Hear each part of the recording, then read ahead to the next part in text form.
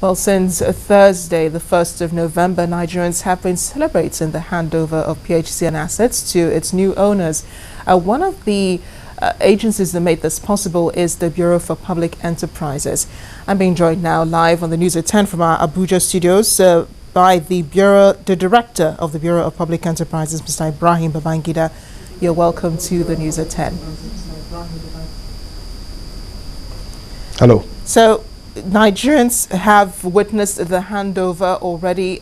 We believe that the discos have already begun work. But what was the role of the BPE in the handover itself?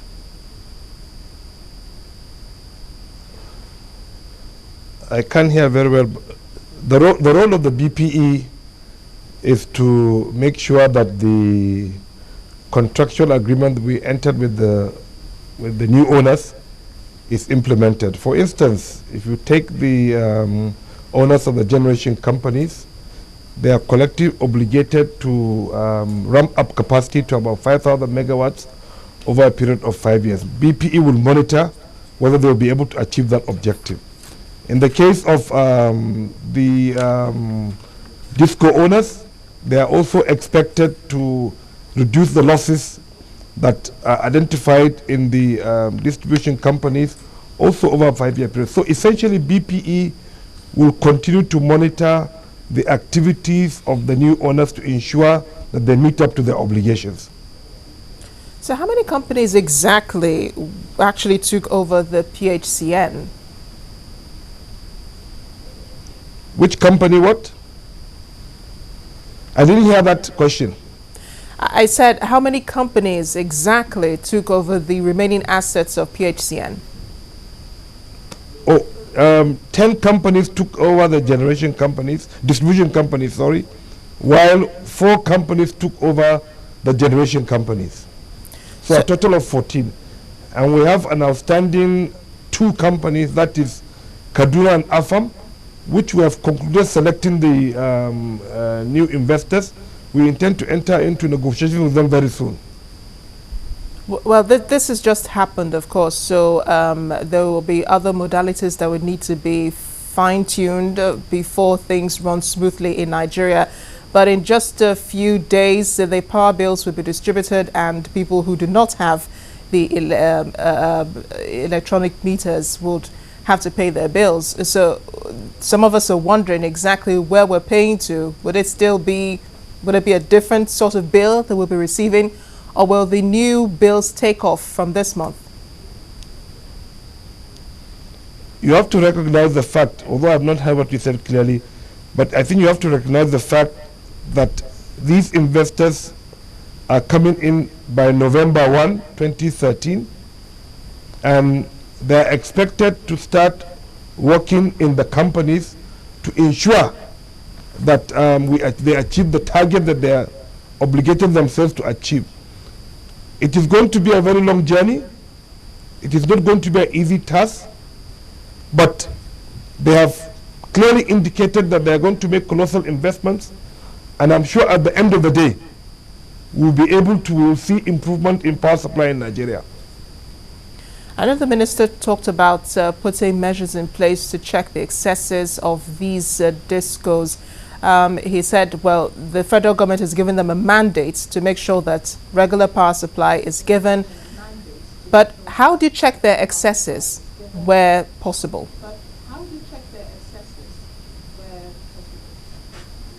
The excesses, if any arise, can be checked from their performances.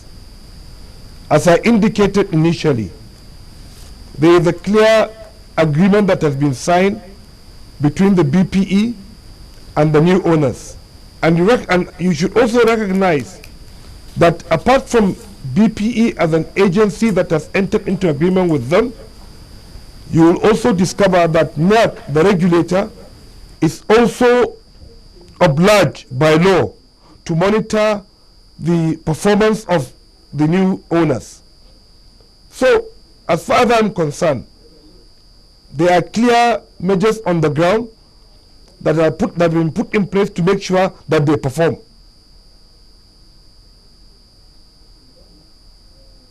Thank you so much for speaking with us on the news at 10 and clearing up some of our doubts about the new companies taking over the PHCN. We do hope they do a wonderful job and that Nigerians can eventually begin to enjoy regular power supply. Thank you for joining us. Mr. Ibrahim Babangana is the director of the Bureau of Public Enterprise. He joined us on the news at 10 to discuss the handover and foresee some challenges that the disco companies may encounter, and also to relax Nigerians' minds on the issues. Now, in other news, the attack on residents of Asaku village in Nasarawa State has left over 30 people dead. Houses were destroyed. Many took refuge in neighboring villages. But Governor Tanko Al-Mukura is now assisting the indigents rebuild their damaged homes. In our community report tonight, we examine the task of rebuilding those damaged homes. Now you're talking.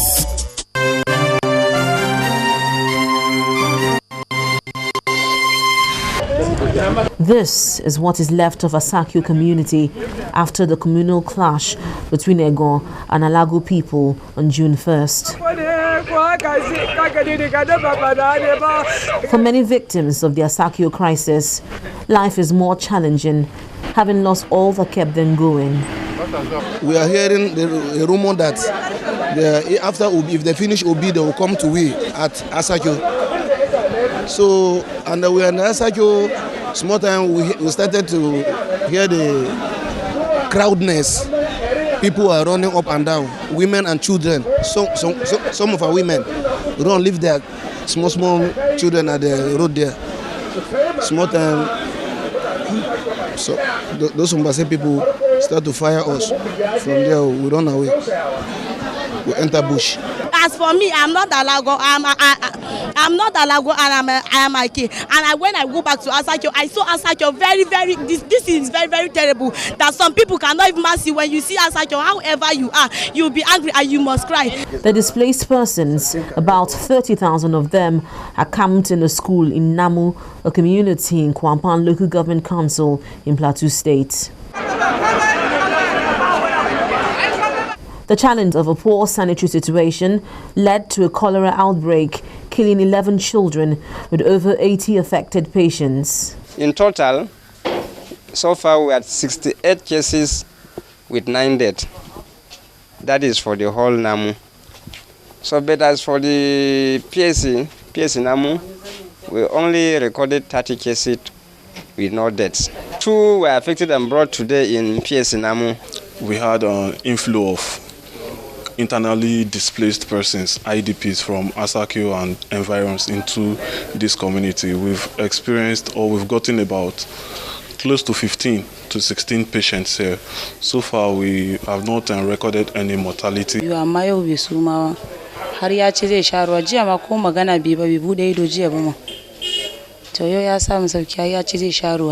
The state government has made good its promise of rebuilding the town by donating building materials worth 45 million naira. However, the traditional leader of Asaku believes more needs to be done. You have seen the rate of destruction. Even the house was achieved, you have just completed. You have seen the rate of destruction that has been done to it. Those of us, during the first crisis, we came. We had nothing to do than to go and sell the piece of land we had in order to build our houses. They were completely destroyed again. Now we have seen on ground as we promised.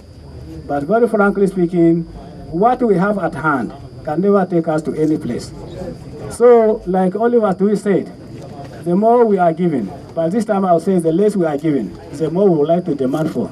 I want to assure you that we have come today to deliver to you 5 trailers of cement, which is the equivalent of about 3,000 bags for the time being.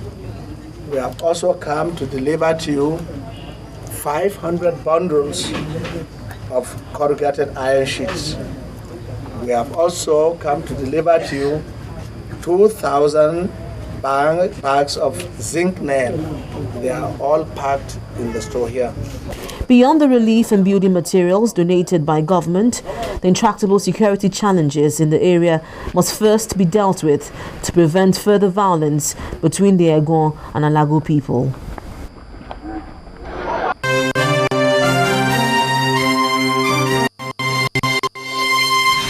Tisala, now you're talking.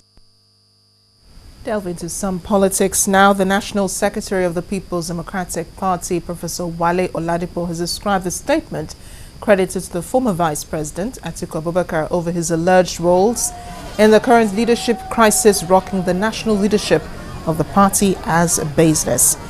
In Idiroko, Ipokia local government area of Ogun State, during the reunion meeting of the members of the party from Ogun West Senatorial District, the National Secretary said the statement was unfortunate, coming from someone who has benefited immensely from the goodwill of the party.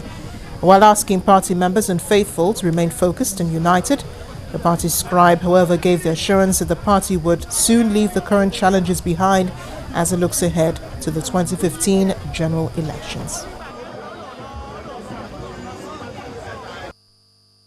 The PDP has not fallen and will not fall.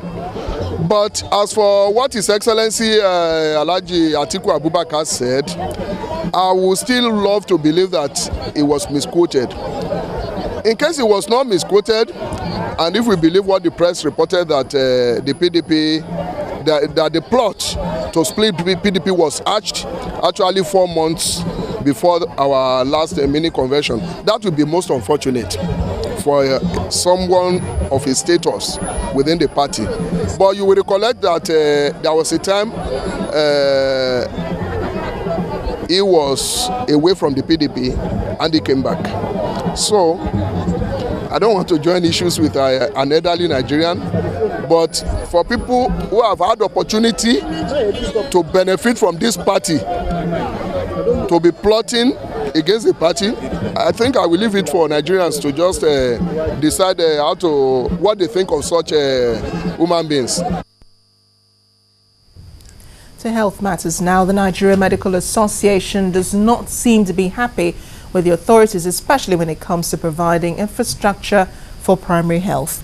In Kogi, the NMA is challenging the government to step up its plans for effective delivery of primary and secondary health care. These issues came up again at the opening ceremony of this year's Physician Week held in Lokoja.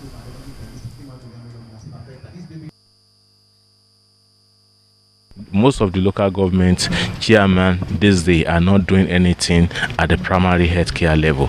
Most of the primary healthcare level are in dilapidated state. Most are not functional at all, and so that is why we have to look at it in sincerity and look at it objectively, that what is actually the problem. We have been advocating over the years that at least there must be one doctor at each local government, but this is not to be, because the chairmen of this local government are not ready to employ them. They'll tell you that there's no money, but we are hoping that government will be able to bring out a law as we are passing through the process of national dialogue, constitutional amendment. We want to see this being inputted into the constitution. What health sector is operating on with now is operating more with what we call a policy.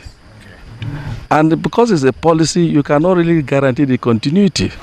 And so if it is enshrined in the constitution of this country, these are the defined rules of the 3 tiers of government in health, then automatically it becomes a sacrosanct.